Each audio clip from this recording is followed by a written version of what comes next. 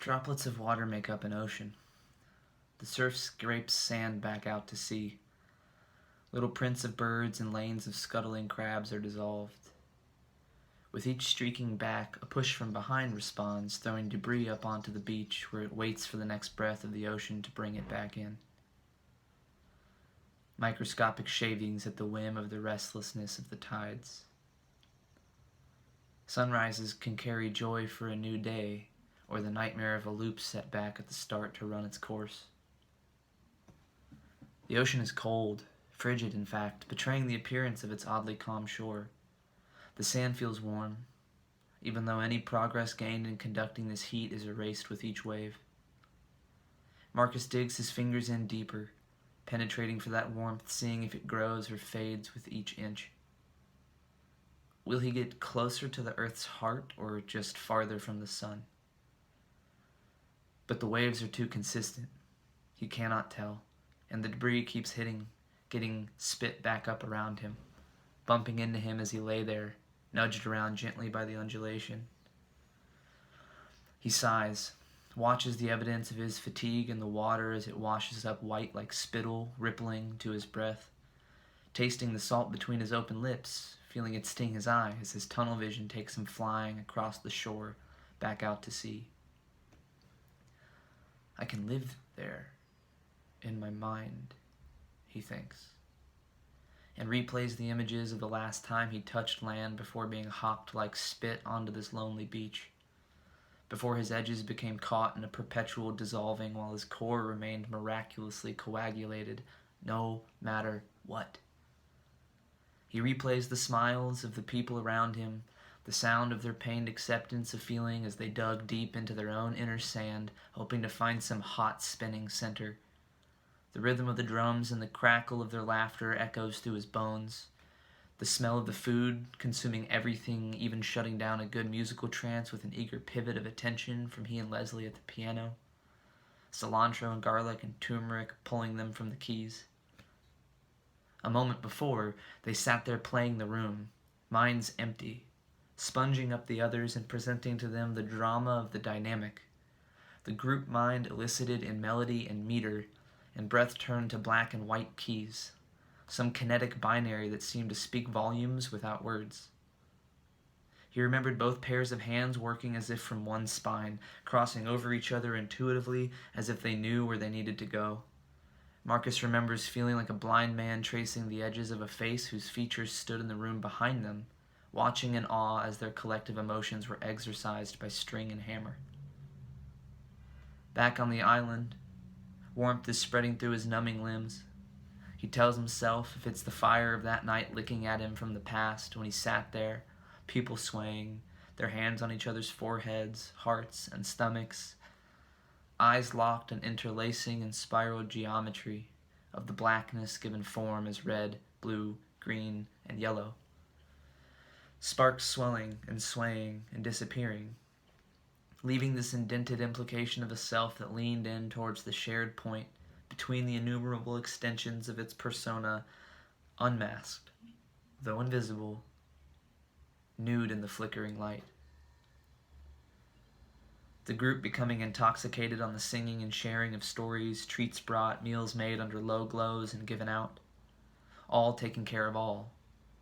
It's so easy when the scale is so small, so obvious. It always feels permanent from within it, he thinks, although the knowledge that they will leave it, have to go back out, hides in the corners of the room, scratches around in the woods beyond the plume of the flame. Marcus knew then he was set to sail, to venture, to seek. For what? In his most honest moments with himself, he's unsure. That compass needle is spinning. That star has been subsumed into the void. But it's what he knows, so he travels. He continues, tastes new, and realizes how much it all tastes of salt. Sees new, and notices how it's all on a spectrum between green and blue, black and white. It all blurs around him, cocooning him in a swirling mass of weightless, augmented vision. He bounces around the curvatures inside a reflective lens, viewing the distance up close as if it were his orientation. Always looking through that goddamn glass. Always fixed on up ahead. Because his here is just up and down. Up and down. Up and down. Is just the breathing of the sea, the repetition of the ship's maintenance, and a necessary consistency at igniting and stoking the crew's central flame. The waves crash somewhere off behind, out farther from shore, so that their tattered remains creep up around him lying there in the fracture of the present, tickling him, chilling him, so that he cannot stay in the past. Cannot keep those images alive enough to believe them, even though they're bleeding through like water between cracks in a hull. Even though he feels himself stretched across time like light itself penetrating through the open spaces of a canopy wherever it can leak in. Marcus wonders how many moments in time a person can be living inside of at once. As he thinks this, he feels the smelting again of defined edges swirling together like jellyfish in the water, dangling and drifting. His mind in focus passes back through times he so readily walked away from, or had to leave because of the outside currents forcing him. These moments now seemed so full, he wonders behind his observing self why he ever needed to leave them. While he lays here, on both the edge of the ocean and the edge of land, digging his fingers into the sand to see whether he's closer to the earth or the sun, or forsaken to both. Meanwhile, the sea keeps pulling him back to this same place, this long stretch of beach where the proof of footprints are stolen away, and hope is that vanishing point out over the water. Marcus sighs again, presses his palms into the sand, putting weight into them, sinking them down slightly onto the beach that's somehow loose and flowing out to the darkness of the morning sea, yet it also compacts under him like a platform. He pushes up, his arms tightening, trembling slightly. Though he can't feel the effort it takes to do so due to the nerves giggling a dizzy lack of sensation, he knows this small act is harder than it should be. He knows that pulling himself up is not a small act at all. In his mind, he has no strength to do so, nor even desire. But he knows that this is the only thing left to do. So he does the only thing he truly knows how to do. To have no desire to move forward, but to move forward through sheer willpower, because here will not suffice. Here is not a destination. It's a wayward point offering exhausted vagabonds and explorers a place to bury their minds 1 inch and wave and sunrise at a time until they're wiped away like crab trails and the footprints of birds. As he walks towards getting up, with the first ripples of movement through his body, Marcus thinks, what a remarkably hollow triumph. But no yields are instant. It's that little bit of hope at the end of the sourness that he must hold on to, that this gaping will one day cease. His boot pushes into the sand, digging. A fresh wave comes to greet him, to bid farewell, and combs through his laces onto the toes, refreshing the pocket of water there. He grunts slightly. He wants to smack the water, to hurt it for being so pesky and constant, but he hasn't lost the sanity to do this. And at this thought, he prays he won't, knowing there is, now, something to lose, which before had little distinction. For the madness of the landlocked is the weight of gravestones and oblique, dusted, creaking hinges chewing stale, flavorless bread. Yet the madness of the open sea, which is truly one of the most dire and consuming of the illnesses, toys with a man in no way that land knows how. It feeds him the most placidly sterile, repetitive, disorienting scenes, as if all of time freezes then melts into an indeterminable soup, swimming or sinking You have absolutely no way of telling the passage of it. You can look to the sky at night, but the planets dance across it, always shifting, and the stars, they remain locked in their relativity to you until you've passed so far across her that you've already lost your mind, thinking yourself in an entirely different world. Perhaps you are by this point. No one knows. Hence why they send people like Marcus out. People who either are brave enough or running hard enough from the marble and granite reserved for those whose whole lives only orbit a tertiary sense of reality in all its myriad capabilities. Those crazed or desperate or truly guided map makers and voyagers who wear the banner of purpose given to them, yet underneath drop sails for no reason apparent other than some whisper and an itch. This is precisely why that central flame was so important.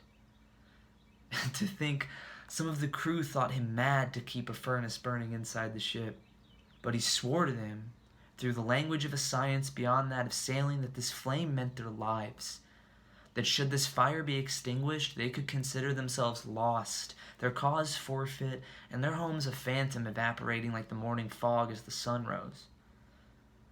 And how that furnace really had kept the crew alive, mentally and emotionally. The morale, even when chronically low, still stayed afloat, still kept chin to star and nostril to horizon. And he saw the impact it made, giving each of them their turns tending it. He saw the marked shift in their personality and demeanor as they sat digging in the coals to find the heat hiding beneath them. Listened to the hissing and popping, nodding their heads to whatever they were hearing when they thought no one would be looking. That listening, it permeated them. The care they took to other acts of positioning and timing and patience, how it made each of them parents of their own moment and mind, shepherds of a silent and invisible flock of geometries and relations perceived only through the eyes of those who could see this geometric world. A world of which fire is the gatekeeper and tests the individual to see how far in they can look and breathe. What a stark gift, to have such tangible proof of your own care, to have the sudden sense to shift a log and watch the entire fire blaze bright with joy, opening passages to breathe and dance. Marcus knew this because he kept that small microcosm of the central flame in his captain's quarters. Locked in there, renewed by ember and threads of fire from the larger, he told no one, for some reason beyond his own understanding, some secrecy unnecessary but vivid and lurching in his mind. He wanted no one to know that his little flame had begun the larger.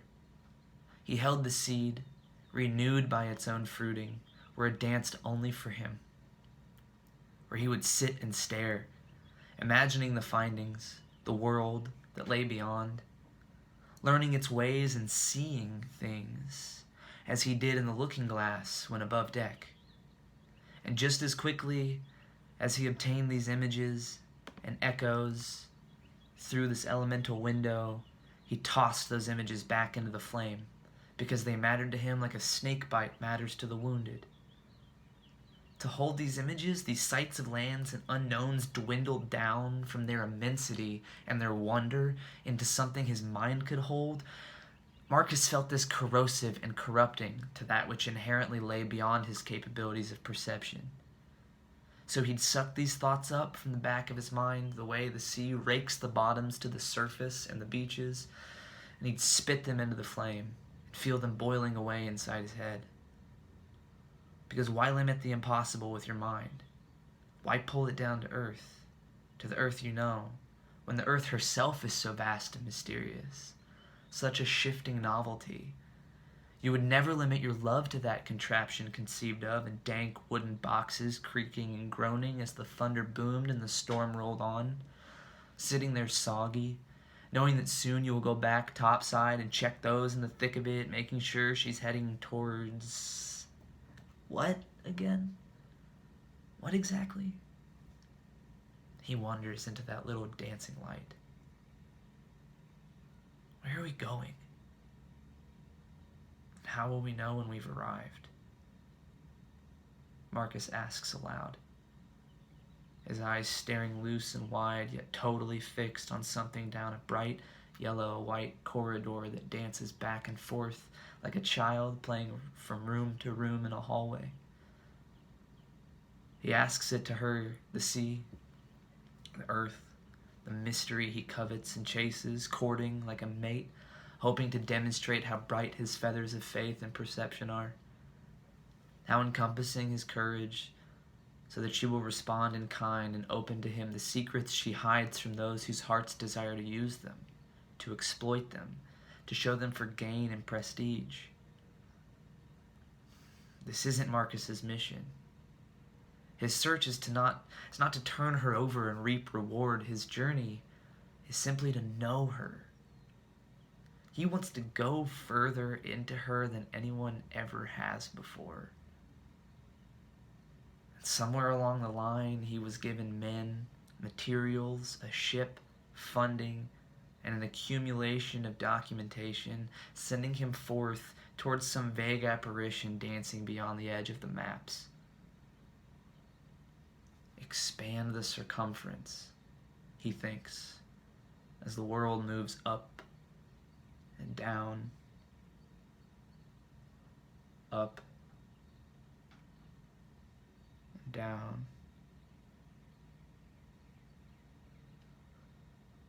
up and down.